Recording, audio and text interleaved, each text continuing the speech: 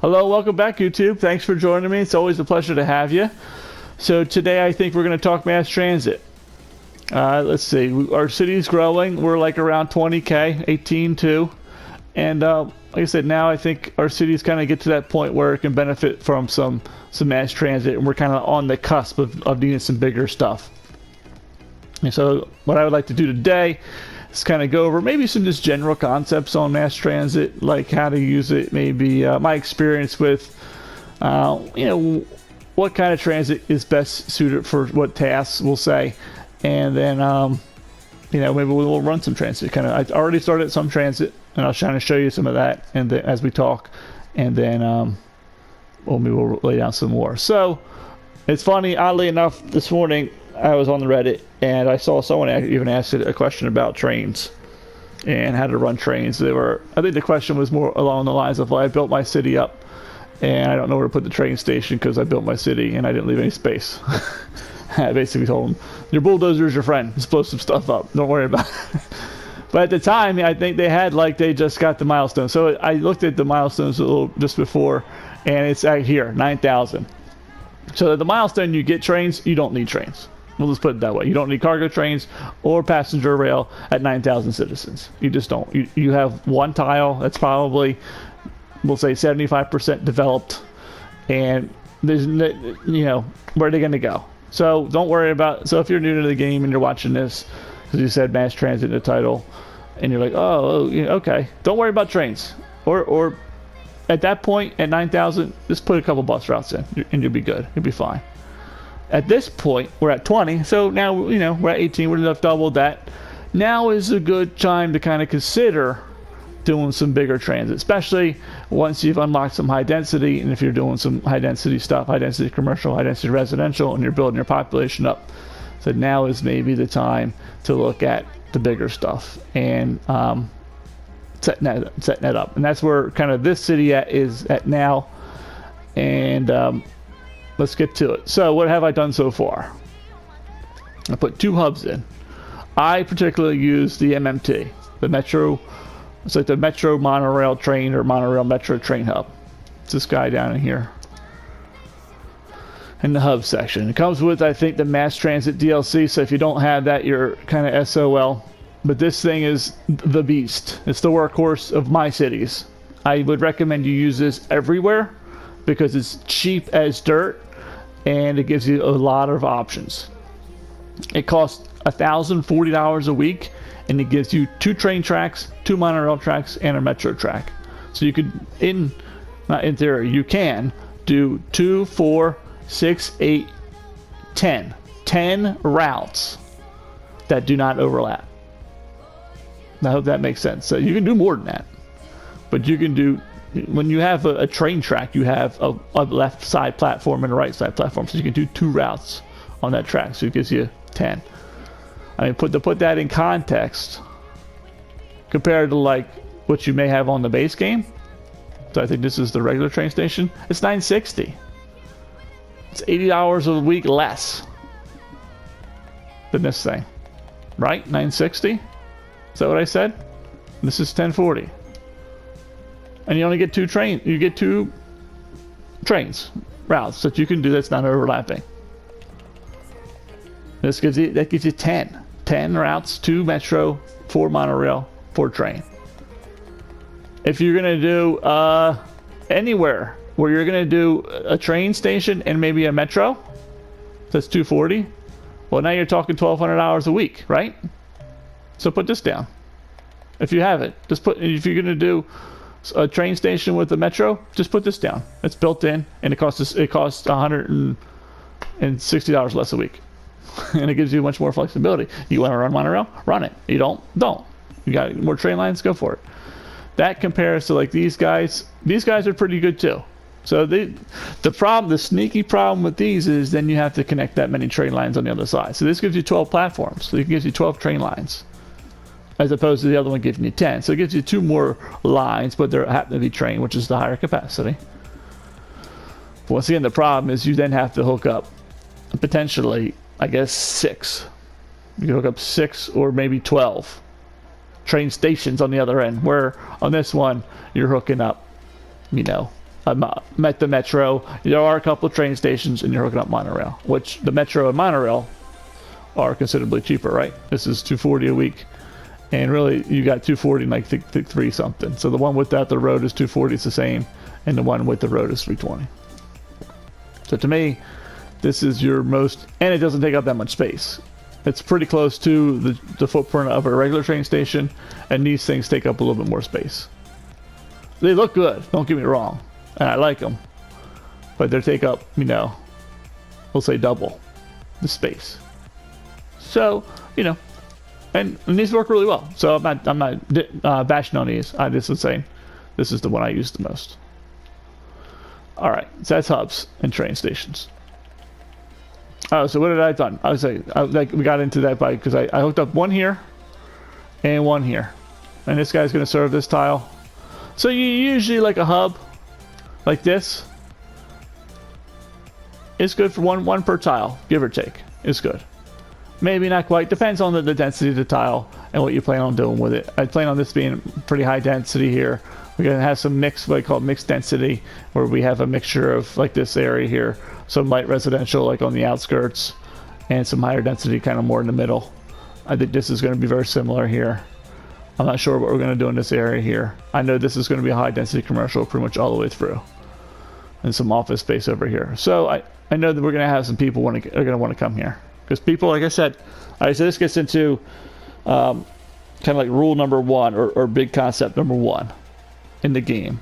The largest movement of people is residential to commercial. So you have to think in those terms when you're setting up your transit. And that's why I recommend building neighborhoods and commercial areas versus mixing things up. I feel like I've seen a lot of people advocate that. There's one person in particular that I keep seeing. I won't mention the name, just in case they're watching, or maybe you like them, and they have some pretty good ideas. So I'm not trying to beat up on them too bad. But they always post mix your RCI, your residential, commercial, and industry. I would say no, that's not how cities are built. You don't have like, there are in some residential areas some like, you know, little mom and pop like dentist office, or you know, a little, you know, the Mystic spot or whatever. But for most cities that I can think of, there's a commercially area, you know, like strip malls and, you know, or malls and like shops and grocery stores and all that stuff like on the main drag, the main road of your town that you probably live in. And then like you got your suburbs and your residents kind of off the main road. And that's how towns and cities are built. And that's probably how you should build your city. That's how I build mine. You know, this is a residential neighborhood, commercial area, right? Residential area, commercial down the main drag. Residential area probably be over here, and it'll hug the mountain on the other side once we open up that tile. It makes it easier to know where people are going to go. So I know that if this is all residential, and if I keep main concept one in my mind, people want to go shopping. Basically, people want to go shopping. That I know I have to connect this neighborhood to this commercial area and this commercial area somehow. And if there's a commercial area over here, to that commercial area. If there's a commercial area down there, to that commercial area. And then I can look at all my neighborhoods and say, how do I get from my neighborhood to every commercial area in my city? And then I can just build my transit that way. And you don't have to have like, okay, a direct connection, like, okay, this guy has to go to like here. We need a separate train line that brings him in here. No, you just have him go to the hub. So we have this monorail goes to the hub, and then the train takes him over here. So some people in this neighborhood will want to go here. Some people will want to go over here. And so some of them will want to go in this area. Some will want to go way up here. Some will go in the middle. So, you know, once again, these folks go to here to the hub. The train takes them to this hub. This hub I put metro in. You know, it kind of runs through here, goes to there, and then of course we could run buses to complement the metro. And so once they get off the metro, the bus can take them to like the actual storefront that they want to go to. And that's how I envision my transit. And it's a transit hierarchy with that, right? So we'll go over transit hierarchy next. So, but the first concept is people want to go shopping in this game. That's about it. And then trucks want to go to commercial or other industry. That's all the things you need. No one goes to office and on console. Maybe PC, I would say no one goes to office. Maybe on PC it's different. Very few people go to industry as far as like just regular passenger drivers. Trucks do a ton. The passengers really do. And about half the people that go to commercial come back. I don't know where the other half goes. I've seen that many times. I would say it's like 60 to 70% of the people who leave their house come back. I don't know why. I don't know why. Those are just the numbers I've seen playing this game in many cities. So, build neighborhoods, build commercial areas, and connect them, and you're good. And then once you understand that concept, you need to understand, well, the transit hierarchy, and then pick the right mode of transit to accomplish that. And that's what we're going to go through next. So we'll go up the hierarchy. We'll go through the tabs. So this is, I guess, going to come to a mass transit tutorial. This is what this is going to turn into. So bus is great for light residential, light commercial, and as a standalone, we'll say, and as a support, we'll call it a collector transit in any other case. High density, mixed density, we'll say. Like I said, it can be a complement to your main transit, but it cannot be the main transit. I'm going to state that case. You may experience differently. You may use the bus station and find that, hey, yeah, I can put this bus station right in the middle of my high density commercial area, and then I can run like little bus routes to like the different neighborhoods and bring them in, and that might work. I would challenge you to say it's probably like if there's a high density residential, you're gonna have to split the neighborhoods up. So it's like a neighborhood like this, you're gonna have to pick like, if this was all high density, you'd have to pick like this neighborhood, this, and then this, and I have like 3 bus routes that bring them to the commercial. I think, well, what you end up doing is putting a lot of buses on the line, increase your traffic, clog up your roads with a bunch of buses, and it's not going to be the way to do it. I mean, you can do it that way. You like buses and you love buses, have at it. But I'm just saying, to serve high density as a standalone, buses, you're going to need a ton of them, and it just adds more traffic. And then more traffic, and then your city starts crashing down around your ears. So I would say use the right transit for the job. So that's buses. Buses are great through light commercial, light residential, and office. They're beautiful in office because no one goes there, so you just run bus routes to your heart's content just to increase the land value and level up the office buildings. Just put them all the way down to 1. No one will ride on them. Who cares? Just let them loop around and just drive around. A couple, loop, kind of clockwise loop. Same thing with industry. If you build an industrial complex, run a couple bus routes, and have them pick people up from the train or the monorail or whatever metro station you put out there to get people out there, and just have it drive around the industrial area and level up your industrial area buildings because it has an extra service. So do that. That's great. But for high density and for commercial and high density residential, it can be a complement, but not the main. I would make the same thing with trolley, because trolley is the same as bus. It's actually disappointingly the same as bus, so I never use it. Tram. So tram is really good. Really, actually anywhere. For most part, it's really good as a standalone in light residential or light commercial. We'll say light zoning, so light density commercial, light density residential, as well as a standalone in a mixed. I would say I would even argue you can do mixed. So like an area like this, where you have some light and some high density, some low density stuff. I wouldn't make it the standalone in high density commercial alone. It could be a complementary transit in high density commercial. It's because it doesn't have the capacity. It only has 90 people. Same thing with high density residential. It may or may not do well. You may need a lot of trams to keep up, depending on how big the area is.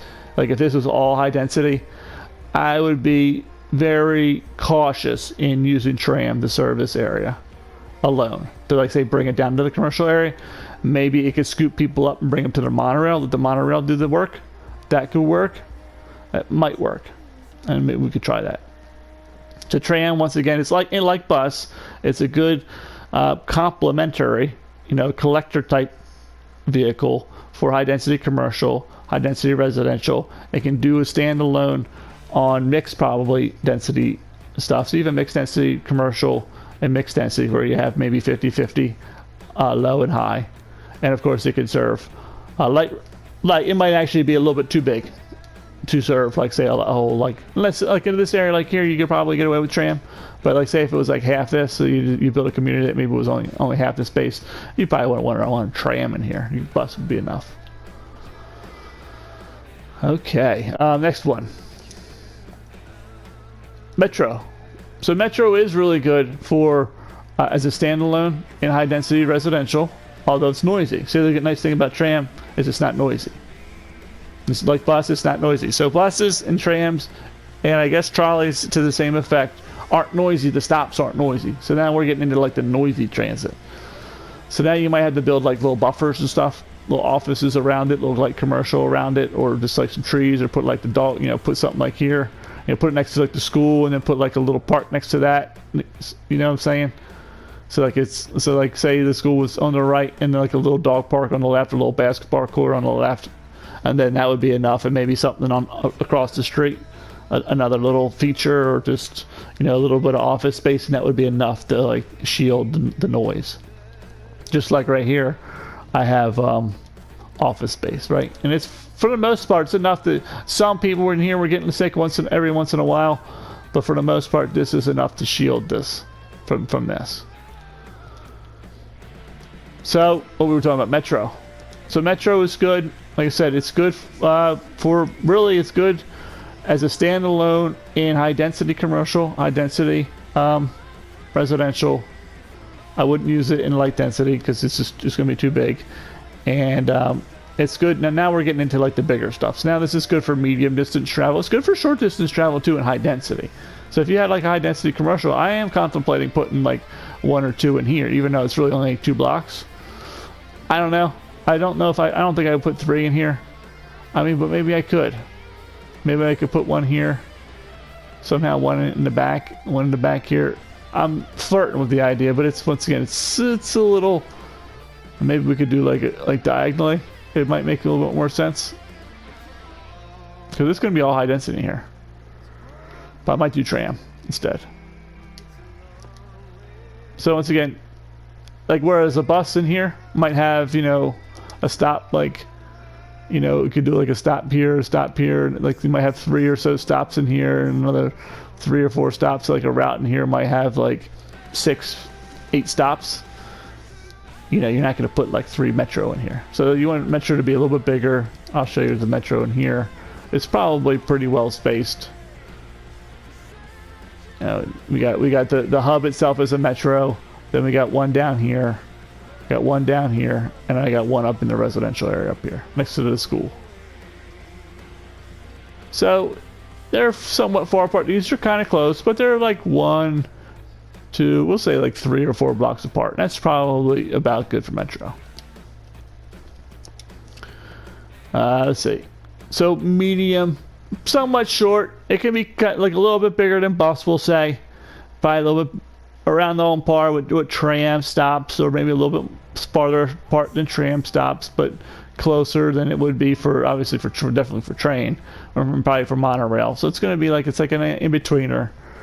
And like I said, it can serve high density. It can be a complementary, or like kind of like a main focus on high density, as well as on either high density residential or commercial.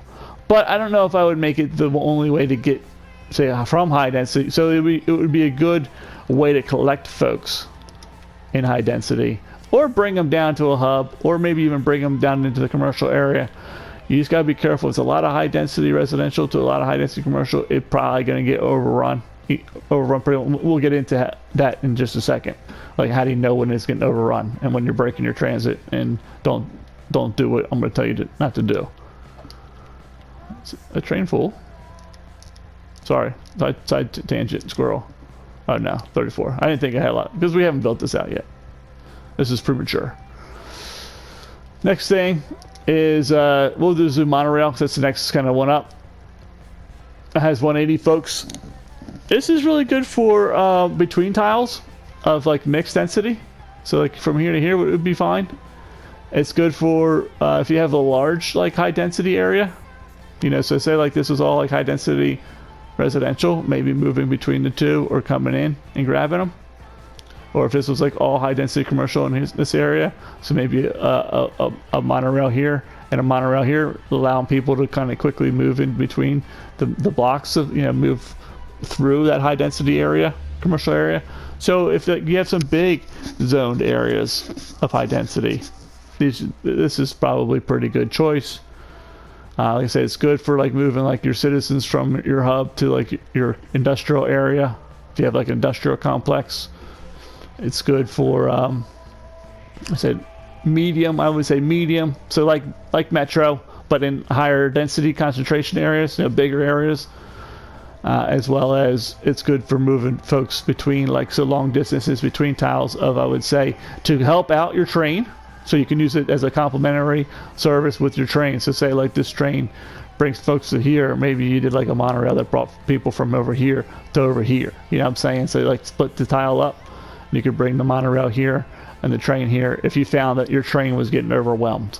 And once again, we'll go over how you know when things are getting overwhelmed and when you need to do things. Okay, so that's monorail. Medium to medium long, mixed density between tiles, or a complementary service with other transit between tiles and within like a large swath, we'll say, of high density, probably commercial, and maybe to some extent high density residential.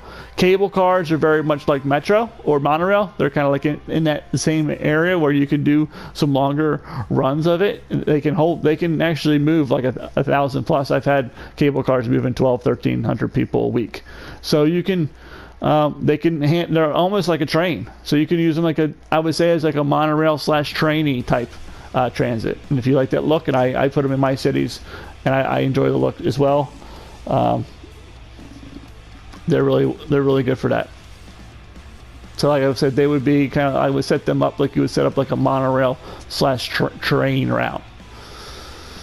And then we get to, I guess we can go over some of these other ones real quick. So this did kind of turn into a mass transit bonanza here. Ferries, they're like buses on the water. They're okay. I don't really have much to say about ferries. I use them. They're just a little slow. They're like buses on the water. But the good thing is, you know, you might be able to do some shorter routes because you can maybe cut through the water.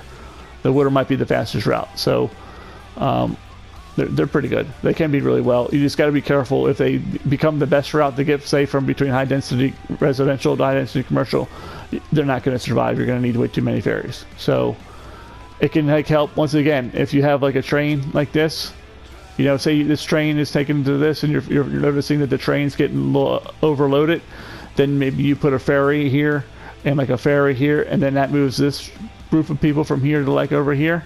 You know, maybe you can bring the water into here, and then that would like unload the train, because then maybe the train isn't bringing all these people over here. It's bringing now only like these people. Does that make sense?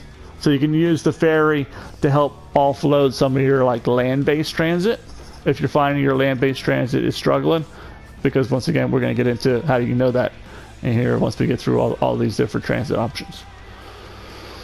Trolley, I don't use trolley. You might like trolley. It's the same as bus, except you got to mess up the roads, so I don't like trolley. I'm very disappointed in trolley. I hate trolley, actually. I despise trolley, not because I don't like trolley, because I despise the developer who decided to make trolley the way it is. It should have been either higher capacity. It should have been a higher capacity, like 50, like a ferry. And it should look different. It looks like exactly like a bus with a little antenna sticking up. And you got to mess up the roads. You got to put the special roads in to do it. So why not just use a bus?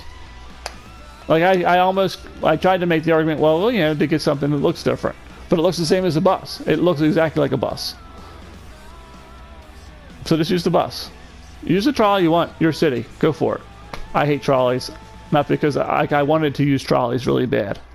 I had like San Francisco trolley in my mind when I went to put this down, and it looked like a bus, and I vomited it in my mouth and almost threw my controller at the screen and cursed City Skylines developers and said, why were you so lazy about making this? I was so hopeful And then I said, I'm not going to use it again, ever. So that's my trolley rant.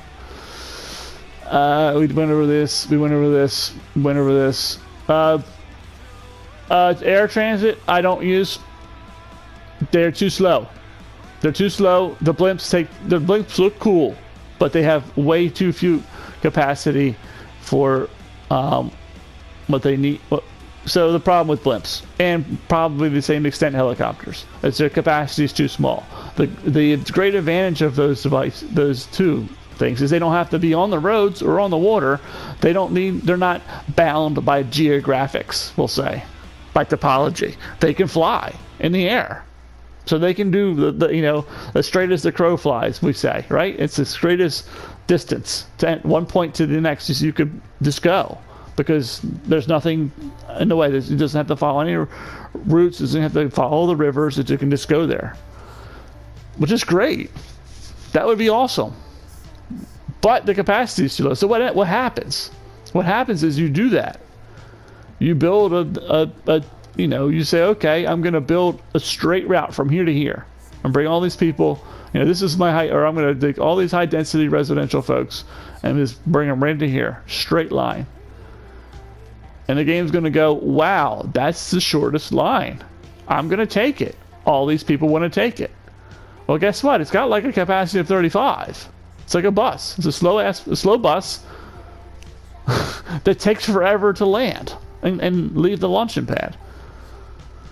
And everyone was going to want to take it. So people are just going to pile up. You just have to put all these blimps on there, and they're all going to, these blimps, you have the blimp depot or blimp stop here. And all these blimps will just be waiting in a line because they take forever to come down and take forever to come up.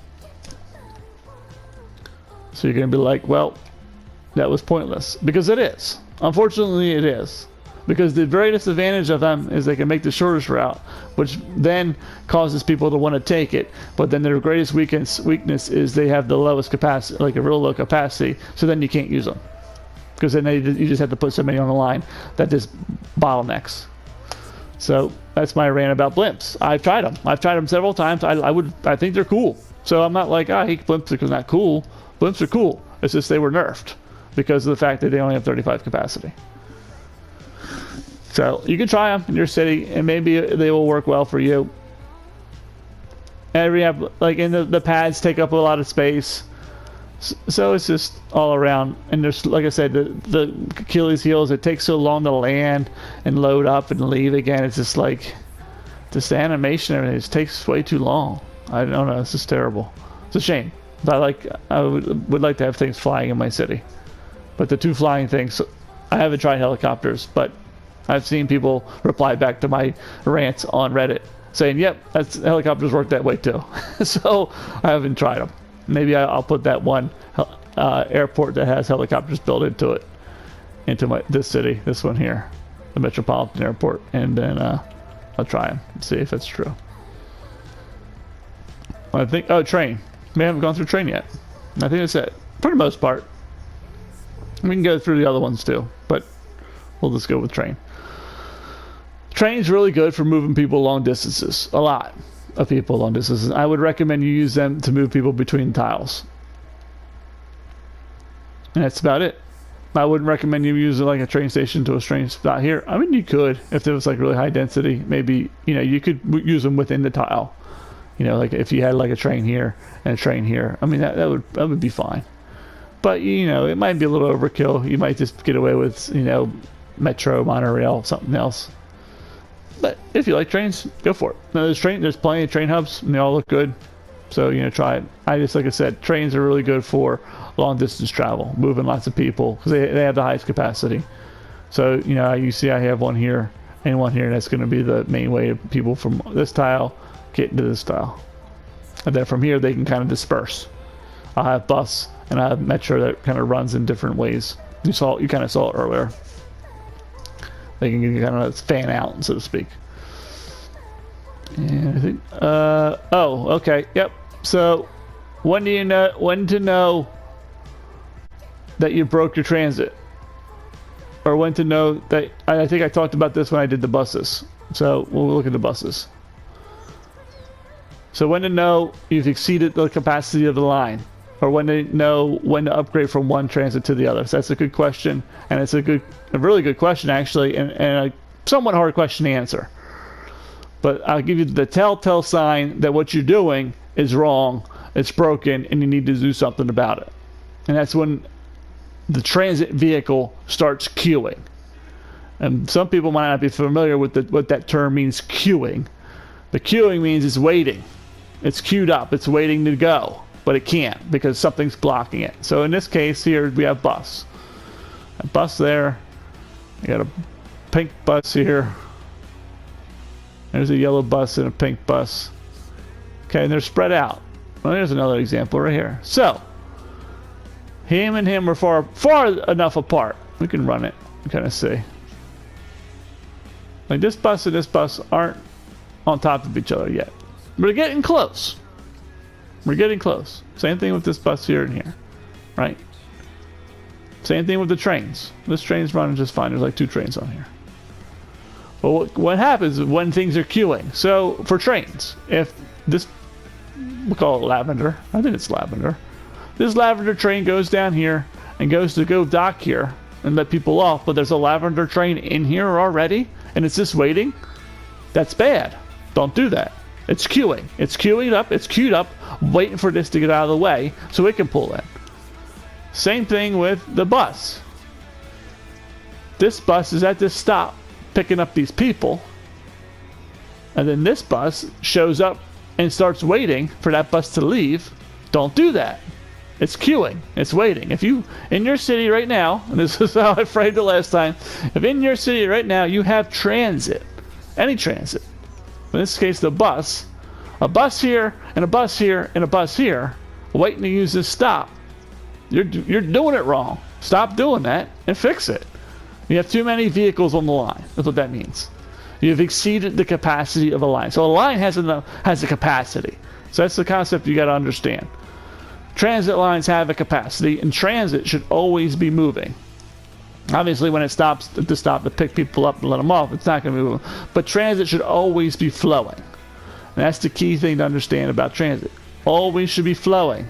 If it starts stopping because it's waiting on other vehicles, that something needs to happen to change that so it doesn't do that. Because when people are sitting in a bus and waiting, they're not doing anything. They're not getting off, they're not getting on, and you're not helping. You're just not helping. You're not like alleviating the number of people because they can't pick them up. You've exceeded the line. It would be just as good. So like in this scenario here. So if I had 2 buses, 10 buses waiting, it would do me no good to put an 11th one on there. It does the same exact thing as if I have a bus here, and as this bus leaves, the next one pulls up. But that one sits smooth, working smooth, and things are working good. And that's when you're at the capacity of the line, is when this bus leaves, and the next one kind of, it's like right here, and it kind of swoops right in. It doesn't get blocked by this other bus, so it doesn't have to wait. But they're like right on each other's tails, we'll say. And then when the one leaves and the other one swoops in, you are at the capacity of the line. You cannot put any more vehicles on the line. If you do, they're just going to wait, and waiting doesn't do anything. So don't do that. What you need to do is something different. Same thing with your train, same thing with your monorail, same thing with the metro. If you got metro and you see metro trains waiting to get in on the platform because other trains are in the way, it's most likely not going to work well for you. I mean, there's some situations, if you really know what you're doing, it's probably okay. But for most people, they don't know what they're doing, so don't do that. Just don't do it. Figure it out.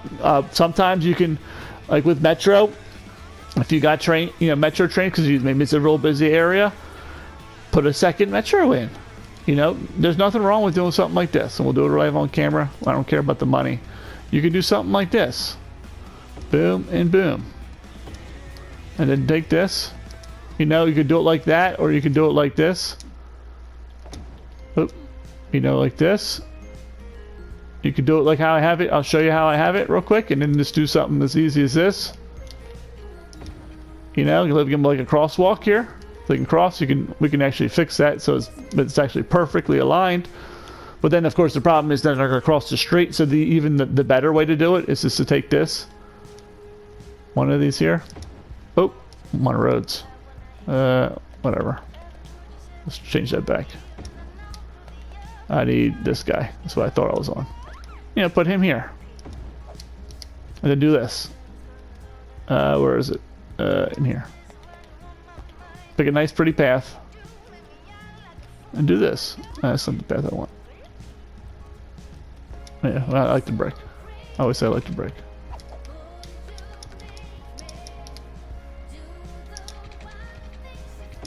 Like that. And then people get off this, and then run your, you know, run your transit. We'll go underneath the ground so you can see it. That's not it. And then run this line wherever it needs to go. Run this line wherever it needs to go. That way you can have 2 lines in here and 2 lines here. There's not an overlapping. And then what happens is they just transfer. They get out here. They walk down this beautiful path, put some trees on it, and then they go in here. Okay, so do that. Don't have... If you find you have the one station, but you have like all these like lines coming in here, and like all these trains are blocked up, and they're like waiting to get on the platform, you're not doing any good. It's just not running smooth. This will run smooth as ice. It'll run smooth as silk, and people will fly through here, and you'll actually get to see tons of people walking on here, and it'll be very satisfying. Oh, I guess we can use these later. So do stuff like that. There we go. I don't know the buttons right. Yeah, do that instead. So like I said, so you don't want things queuing. Upgrade. So if like your trains are queuing, then find another route. So like maybe this train's gonna, once this is all said and done, you know, maybe this capacity is like 4 or 5 trains, and once I get to 4 or 5 trains, then I can't, you know, put more on here. Well, then go ahead and you know, put the ferry across here on this side. Put, you know, the subway across here. Put a bridge across here. Let people drive, or take a bike route. You know, put like a bike route like this, or put the monorail, something on this side, and then that way it splits the load. Once again, maybe people from up here go this way instead of trying to get down to here, and everybody, this neighborhood, and 3 neighborhoods trying to get to here. You know, maybe this one neighborhood goes this way, and then these 2 neighborhoods use the train. That makes sense? Hope that makes sense. Yeah, split it up. Use the cable car. Put yourself a nice cable car across the water. I think that's it for transit. I was hoping to run some more transit for the episode, but it looks like this turned into a mass transit tutorial of craziness here. So I hope it was helpful for those of you who maybe don't really understand mass transit. And I guess I'll put it up on the screen here, like the big concepts to always understand. And I'll say them with my voice as well. Number 1 is people, the biggest movement of people is residential to commercial. So you build your neighborhoods. You can kind of see where your people are going to move, and connect your resident. You want to look at every neighborhood, every kind of like big neighborhood, we'll say. Doesn't have to be small, but like a big neighborhood like this, you take the vantage point. Okay, if I live here, how do I get to every commercial area? We'll call it commercial center in the city. And you want to do it in like probably 3 transfers, maybe 4, as direct as you can. If it's more than that, they're probably not going to take it. So maybe they get on a bus, they take the bus to the metro, they take the metro to the hub, and then they get to where they need to go. So it's like 3 transfers. Or then once on the other end, they get to the other hub, and they take the monorail to the spot they want to go to, and then they take the bus. So then that's 5. So like those are the things you want to try to limit. I would say try to keep it to 3 to 5. Anything more than that, it's probably too many.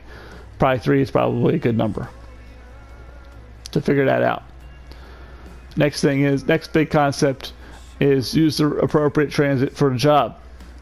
You know, don't use buses. I mean, you can do whatever you want. It's your city, as always. But I would not recommend using buses like your high density serving area, right? Go ahead and use the right thing for the right job. And how do you know when you broke your transit, so to speak, is when things are queuing. You see buses pull up over here, and there's 3 buses in line. You're doing it wrong. I can't stress that enough. You're just doing it wrong if you have 3 buses waiting for this bus to leave. Do something different. Either run another route in here, to help pull some of those customers off, because maybe everyone's using that bus route, shorten the route and break it into 2 routes. that brings people to similar areas, but not necessarily the same exact spots.